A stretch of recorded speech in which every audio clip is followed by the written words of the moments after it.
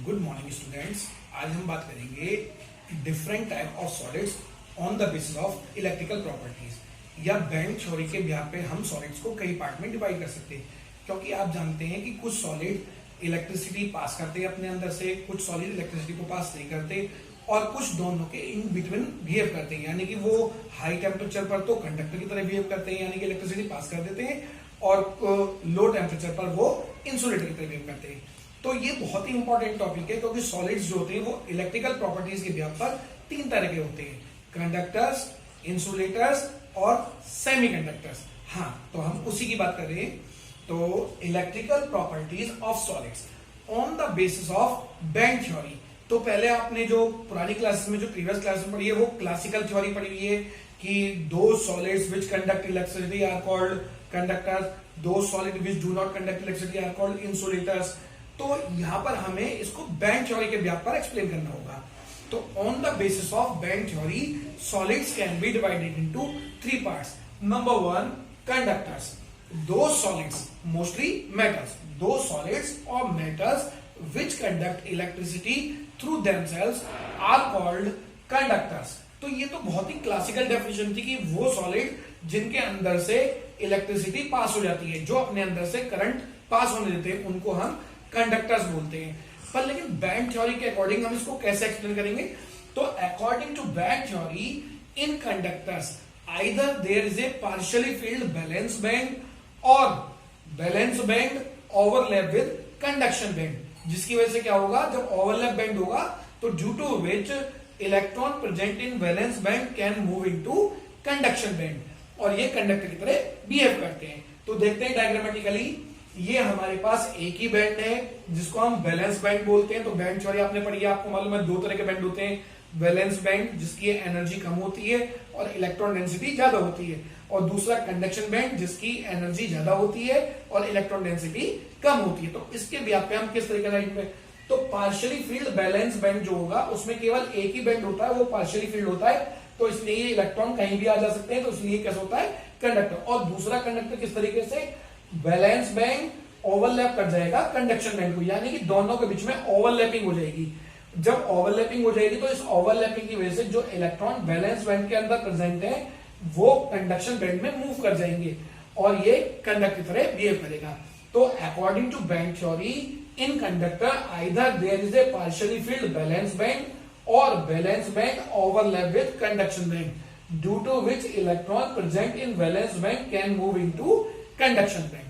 For example हम देख सकते हैं iron, copper, gold, platinum, silver, nickel, chromium etcetera. तो इस तरीके से आपने देखा कि जितने भी सॉलिड्स मेटेलिक फॉर्म में होते हैं, मेटल्स होते हैं, उनमें या तो पार्शियली फील्ड बैलेंस बैंड या फिर balance band overlap with conduction band, या दोनों साथ साथ एग्जिस्ट करते हैं, जिसकी वजह से मेटल्स जो होते हैं वो कंडक्टर की तरह बिहेव करते हैं। Number second, insulators. दो सॉलिड्स और non metals which does not conduct electricity through themselves are called insulator. यानी कि वो सॉलिड या नॉन मेटल जिनके अंदर से इलेक्ट्रिसिटी पास नहीं हो सकती, उनको बोलते हैं हम इंसुलेटर।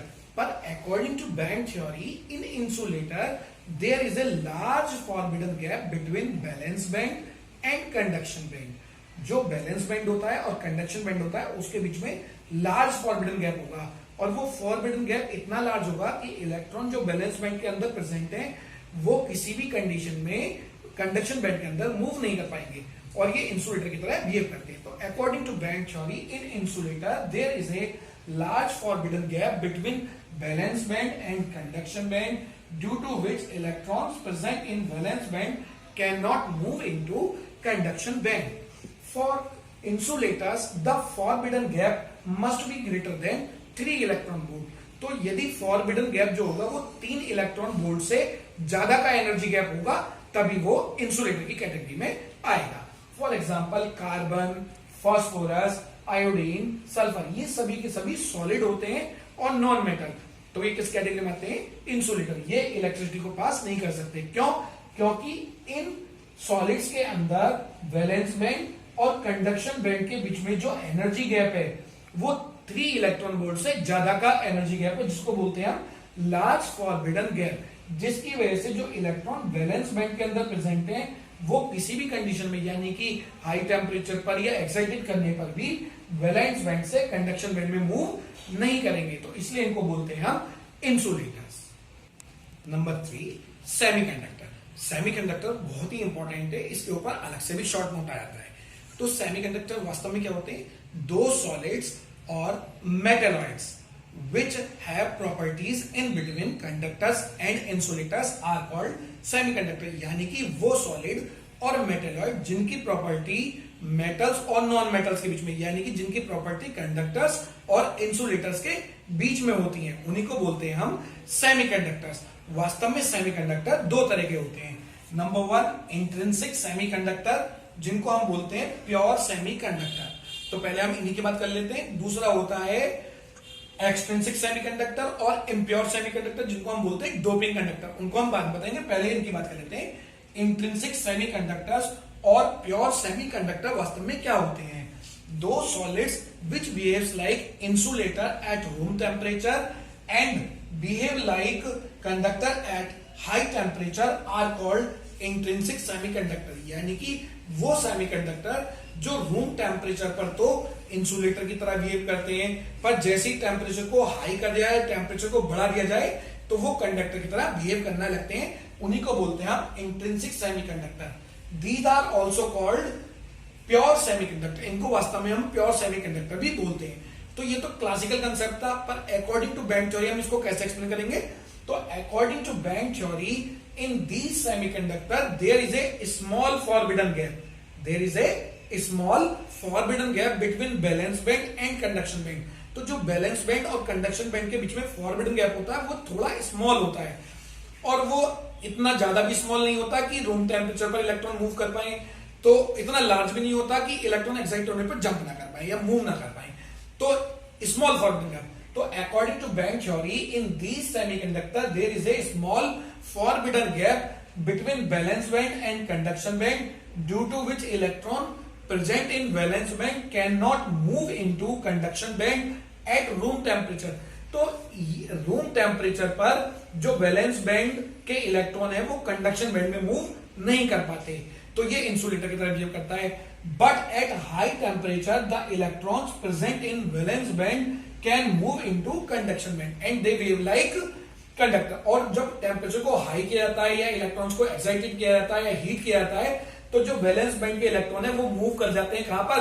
कंडक्शन बैंड में, और ये किसकी तरह बिहेव कर लेते हैं? कंडक्टर्स की तरह। इन इंट्रिंसिक सेमीकंडक्टर और प्योर सेमीकंडक्टर तो देखते हैं क्या होता है कि वैलेंस बैंड और कंडक्शन बैंड के बीच में स्मॉल फॉरबिडन गैप होता है। ये स्मॉल फॉरबिडन गैप की वजह से रूम टेम्परेचर पर electron can not move into conduction band. तो रूम टेम्परेचर पर इन इलेक्ट्रॉन के अंदर इतनी एनर्जी नहीं होती कि ये कंडक्शन बैंड में मूव कर पाए या इस स्मॉल फॉरबिडन गैप को जंप कर पाए, तो ये इंसुलेटर की तरह बिहेव करते हैं। बट एट हाई टेम्परेचर जैसे ही हम हीट सप्लाई करेंगे या एनर्जी सप्लाई करेंगे, तो electron present in valence band can move into conduction band. तो वैलेंस बैंड से इलेक्ट्रॉन कंडक्शन बैंड में मूव कर जाएंगे, और हाई टेम्परेचर पर ये कंडक्टर की तरह बिहेव करते हैं। तो इसलिए हम इन्हें कहते हैं कि intrinsic semiconductor are those semiconductor in which there is a small forbidden gap between valence band and conduction band. So at room temperature they behave like insulator and at high temperature they behave like conductor. Number 2 extrinsic semiconductor और impure semiconductor और doping conductors। ये बहुत ही important topic है। वास्तव में ये जो extrinsic semiconductor या इम्प्योर सेमीकंडक्टर या डोपिंग कंडक्टर होते हैं, वास्तव में ये इंसुलेटर होते हैं। Basically these are insulator doped with impurity of suitable metal. तो जब प्योर इंसुलेटर्स को, जो इंसुलेटर थे जिनके बीच में लार्ज फॉरबिडन गैप था, उनको यदि किसी suitable impurity, suitable metal impurity के साथ डिप कर लिया जाए, डोप कर लिया जाए, तो उससे जो कंडक्टर बनते हैं उन्हीं को बनते हैं हम एक्सट्रिंसिक सेमीकंडक्टर और इम्प्योर सेमीकंडक्टर, और डोपिंग की वजह से इनको बोलते हैं डोपिंग कंडक्टर्स। तो देखते हैं according to band theory when insulators are doped with impurity of suitable metal and impurity band is formed in place of large forbidden gap due to impurity band electron present in valence band can move into conduction band। तो क्या होता है, वास्तव में तो ये insulator होते हैं, पर जैसे ही इन इंसुलेटर को किसी सुटेबल मेटल की इंप्योरिटी में डोप किया जाता है, तो जो लार्ज फॉरबिडन गैप था उसकी जगह पे एक नया बैंड बन जाता है जिसे हम बोलते हैं इम्प्योरिटी बैंड। क्योंकि ये मेटल की वजह से बना हुआ है तो इलेक्ट्रॉन वैलेंस बैंड से होते हुए इस इम्प्योरिटी बैंड और फिर कंडक्शन बैंड में मूव कर जाते हैं और ये कंडक्टर की तरह बिहेव करते हैं। वास्तव में डोपिंग कंडक्टर्स जो होते हैं उनको इम्प्योरिटी के बिहाफ पर भी हम फर्दर क्लासिफाई कर सकते हैं, जो बहुत ही इंपॉर्टेंट होता है। On the basis of impurity these are further divided into two parts, n type semiconductors और p type semiconductor। वास्तव में डोपिंग कौन सी इंप्योरिटी की हुई है, हायर ग्रुप की इंप्योरिटी की डोप की गई है या लोअर ग्रुप की इंप्योरिटी डोप की है, उसके बिहाफ पर इनको हम क्लासिफाई कर देते हैं। एन टाइप सेमीकंडक्टर, तो वास्तव में क्या होते हैं, एन टाइप का मतलब होता है नेगेटिव टाइप सेमीकंडक्टर्स। वास्तव में क्या होता है, when crystal of group 14th elements, जब ग्रुप 14th एलिमेंट जैसे सिलिकॉन और जर्मेनियम को डोप किया जाता है, are doped with impurity of group 15th element. Group 15th कौन सा है, नाइट्रोजन फैमिली, यानी कि नाइट्रोजन, फास्फोरस, आर्सेनिक। तो इस तरीके से ग्रुप 15th एलिमेंट जो होता है वो पेंटावैलेंट होता है और ग्रुप 14th जो होता है वो टेट्रावैलेंट होता है। तो ग्रुप 14th एलिमेंट सिलिकॉन और germanium are doped with the impurity of group 15th element such as nitrogen, phosphorus, arsenic। जब इनमें डोप किया जाता है तो सिलिकॉन और जर्मेनियम के कुछ एटम्स रिप्लेस हो जाते हैं ग्रुप 15th एलिमेंट से, जिसकी वजह से एक एक्स्ट्रा इलेक्ट्रॉन इंटरस्टिशियल पोजीशन पे आ जाता है। इस इलेक्ट्रॉन की वजह से इन्हें बोलते हैं हम नेगेटिव टाइप सेमीकंडक्टर या एन टाइप सेमीकंडक्टर। और यही इलेक्ट्रॉन एक इंटरस्टिशियल से दूसरी इंटरस्टिशियल और तीसरी इंटरस्टिशियल इस तरीके से शिफ्ट हो जाता है और इसी वजह से कंडक्शन होता है। तो देखिए किस तरीके से, these are called negative type semiconductor, these are formed when crystal of group 14 elements such as silicon or germanium are doped with the impurity of group 15th or pentavalent atoms such as nitrogen, phosphorus, arsenic, due to which one or more silicon or germanium atoms are replaced by group 15th elements and they contain one extra electron at interstitial position which is responsible for conduction। और इस extra electron की वजह से इनको बोलते हैं हम N type semiconductors. तो देखिए सिलिकॉन का था, सिलिकॉन की वैलेंसी टेट्रावैलेंट होता है तो 4 बॉन्ड बनाता है। क्या हुआ, जब सिलिकॉन के क्रिस्टल को ग्रुप 15 एलिमेंट में डिप किया गया तो ये वाला सिलिकॉन एटम रिप्लेस हो गया आर्सेनिक से, क्योंकि आर्सेनिक की आउटर मोस्ट शेल में 5 इलेक्ट्रॉन होते हैं क्योंकि पेंटावैलेंट है, तो 4 तो बॉन्ड बना लिए, 5वां इलेक्ट्रॉन इंटरस्टिशियल पोजीशन पे आ गया। तो इस इलेक्ट्रॉन की वजह से ही इसको बोलते हैं हम नेगेटिव टाइप सेमीकंडक्टर। और ये इलेक्ट्रॉन की वजह से ही, एक्स्ट्रा इलेक्ट्रॉन की वजह से क्या करता है, कंडक्शन करता है। तो एन टाइप सेमीकंडक्टर, इसका एग्जांपल है silicon doped with arsenic, germanium doped with arsenic, तो इसके एग्जांपल लेंगे। दूसरा होता है P type semiconductor, P positive type. तो these are called positive type semiconductor. वास्तव में कब बनेंगे, जब group 14th element such as silicon और जर्मेनियम के क्रिस्टल को डोप किया जाएगा लोअर इंप्योरिटीज में। लोअर का मतलब 13 ग्रुप की इंप्योरिटीज में, यानी कि ट्राइवैलेंट इंप्योरिटीज में। तो सिलिकॉन और जर्मेनियम के 1 और मोर एटम रिप्लेस हो जाएंगे ग्रुप 13 एलिमेंट से, क्योंकि ग्रुप 13 एलिमेंट्स की वैलेंसी जो होती है वो 3 होती है, तो उसमें केवल 3 बॉन्ड बन पाएंगे, जिसकी वजह से पॉजिटिव होल क्रिएट हो जाएगा। उस पॉजिटिव होल की वजह से ही कंडक्शन होगा, इसलिए इनको बोलते हैं हम पी टाइप और पॉजिटिव टाइप सेमीकंडक्टर। देखिए कैसे, these are called positive type semiconductors, these are formed when the crystal of group 14 such as silicon or germanium are doped with impurity of group 13 और trivalent atom जैसे boron, aluminium, gallium, क्योंकि trivalent है, due to which one or more silicon or germanium atoms are replaced by group 13 elements and they contain one positive hole which is responsible for conduction। For example silicon dope with aluminium, तो silicon के crystal में जब हमने aluminium की impurity dope की तो silicon का एक एटम रिप्लेस हो गया एल्यूमिनियम से, क्योंकि एल्यूमिनियम ट्राइवैलेंट होता है तो इसने 3 बॉन्ड बना लिए सिलिकॉन के साथ और एक पॉजिटिव होल क्रिएट हो गया। इस पॉजिटिव होल की वजह से इसको बोलते हैं हम पी टाइप सेमीकंडक्टर। तो आपको मालूम हुआ कि इस तरीके से हमने पढ़ा कंडक्टर, इंसुलेटर और सेमीकंडक्टर। सेमीकंडक्टर भी 2 तरह के, इंट्रिंसिक और एक्सट्रिंसिक। एक्सट्रिंसिक सेमीकंडक्टर में एन टाइप और पी टाइप। अब इसको आसान बनाने के लिए मैं आपको बताता हूं, एन का मतलब होता है नेगेटिव और पी का मतलब होता है पॉजिटिव। तो ताकि आपको याद रहे कैसे बनेंगे, जब ग्रुप 14 को नेक्स्ट का मतलब 15 की इंप्योरिटी में डोप किया जाएगा तो एन टाइप। नेक्स्ट से आप याद कर लेना एन टाइप। जब भी इंप्योरिटी नेक्स्ट ग्रुप की यानी कि हाई ग्रुप की है तो नेगेटिव टाइप। और जब भी इंप्योरिटी पी का मतलब प्रीवियस ग्रुप की, प्रीवियस का मतलब पॉजिटिव, तो जब भी प्रीवियस ग्रुप की इंप्योरिटी होगी तो वो बनेगा पी टाइप।